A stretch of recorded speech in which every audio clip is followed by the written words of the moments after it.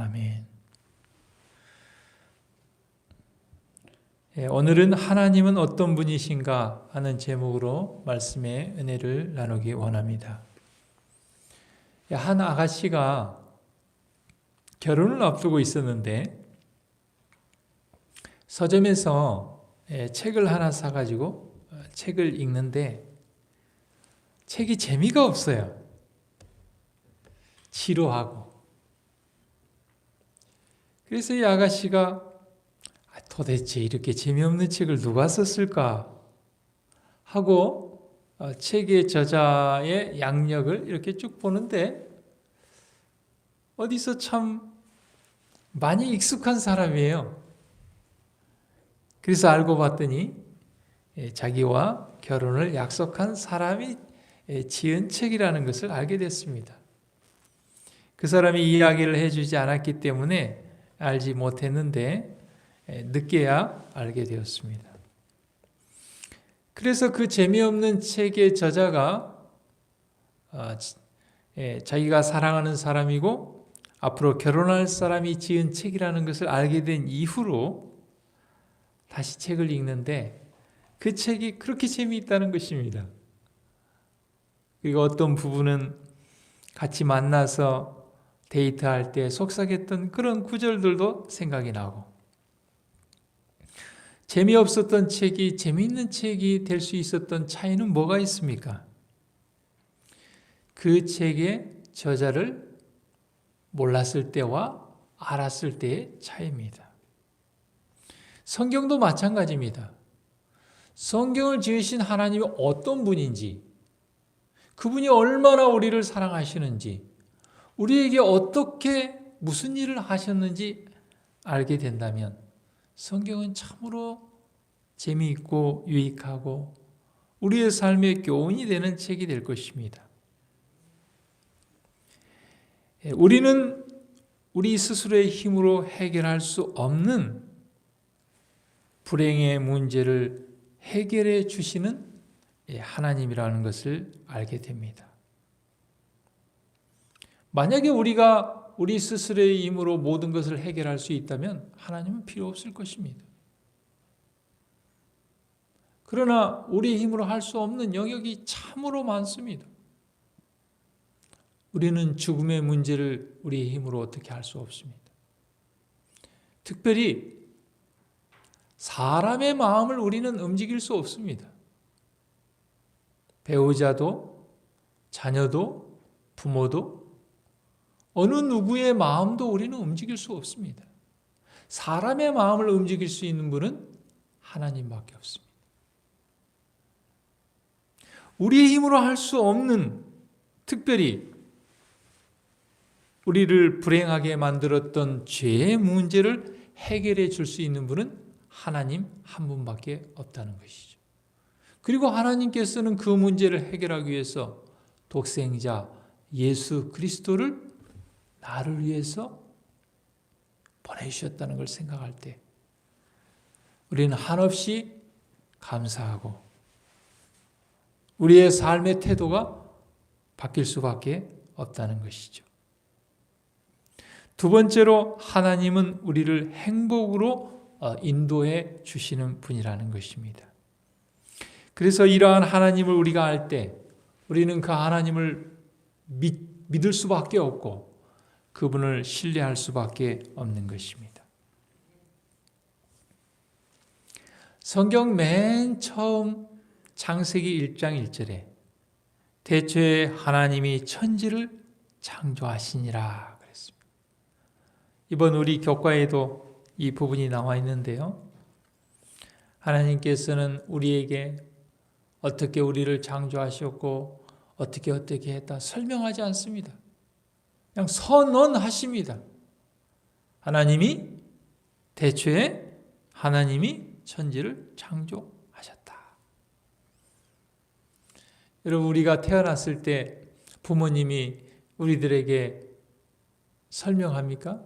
내가 네 아빠 엄마다 하고 우리가 우리 자녀들에게 내가 부모라고 설명합니까? 설명하지 않습니다.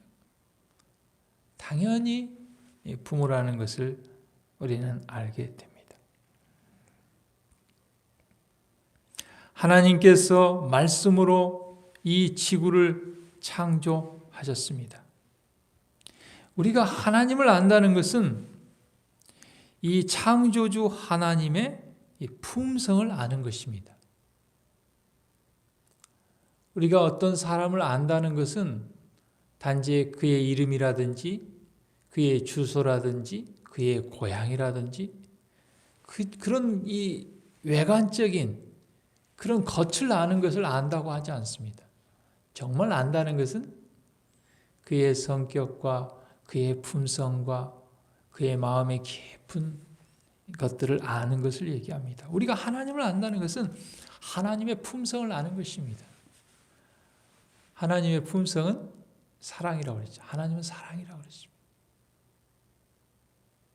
그러면 우리는 하나님을 향하여 오해할 것이 하나도 없습니다. 하나님이 사랑이신데 우리가 하나님의 품성을 바르게 안다면 우리는 우리의 삶에서 이해되지 않고 설명되지 않는 문제를 만난다 할지라도 우리는 조급하거나 걱정할 필요가 없습니다. 왜냐하면 사랑의 하나님께서 우리의 삶을 붙들고 있기 때문에 그렇습니다. 온 우주의 창조주 하나님께서 우리의 삶을 붙들고 있다는데 우리가 보기에 우리의 삶이 우리의 현재가 아무리 어렵고 힘들다 할지라도 걱정할 이유가 없습니다. 그 고난과 어려움까지도 하나님께서는 악을 선으로 역이용하시는 사랑의 하나님임을 알기 때문에 그렇습니다. 요셉이 애굽으로 팔려갈 때 그는 걱정하지 않았습니다. 그는 그에게 닥치는 어떤 일에 대해서 걱정하는 것이 아니라 하나님에 대해서 바르게 알지 못하는 그 부분에 대해서만 염려했습니다. 그러나 그는 하나님이 사랑의 하나님이라는 것을 알기 때문에 애굽으로 종으로 노예로 팔려간다 할지라도 하나님께서 그의 삶을 처음부터 끝까지 인도하실 것을 그는 믿었습니다. 결국 그는 어떻게 됐습니까? 애굽의 총리가 되고 이스라엘 온 민족을 구원하는 구원의 통로가 되었습니다. 그래서 요셉은 하나님께 찬송과 영광을 돌리면서 그러면 그렇지. 하나님께서 이러한 큰 역사를 이루기 위해서 이런 고난도 허락하시고 형들의 시기 질투를 받게 하시고 애굽의 총으로 팔려가게 하셨구나. 정말 하나님 아니고는 생각할 수 없는 그런 방법을 사용하신 것이죠. 사람의 계획으로는 그렇게 할 수가 없는 것입니다. 두 번째로 하나님을 안다는 것은 하나님께서 우리를 창조하신 그 목적을 아는 것입니다. 하나님께서 뭐가 아쉬워서 우리를 창조하셨을까요? 우리의 도움을 받으려고, 노후의 효도를 받으려고 우리를 창조하셨을까요? 뭔가 덕을 보려고 우리를 창조하셨을까요? 사랑의 속성은 사랑을 나눌 대상을 필요로 합니다. 그래서 하나님께서는 사랑이시기 때문에 우리를 창조하셔서 우리에게 사랑을 나누어 주시는, 그게 바로 사랑의 속성입니다. 우리를 사랑하시는 하나님의 사랑에 대한 깨달음과 확신을 우리는 믿음이라고 이야기하는 것입니다. 자식이 부모의 사랑을 깊이 알 때 자식은 결코 부모가 원하지 않는 길을 가지 않습니다. 부모가 원하는 올바른 삶을 살게 됩니다. 그리고 부모에게 효도를 하게 되는 것입니다. 마찬가지로 우리가 우리를 창조하신 하나님을 바르게 할 때 우리는 하나님께서 우리를 창조하신 목적대로 살게 되는 것입니다.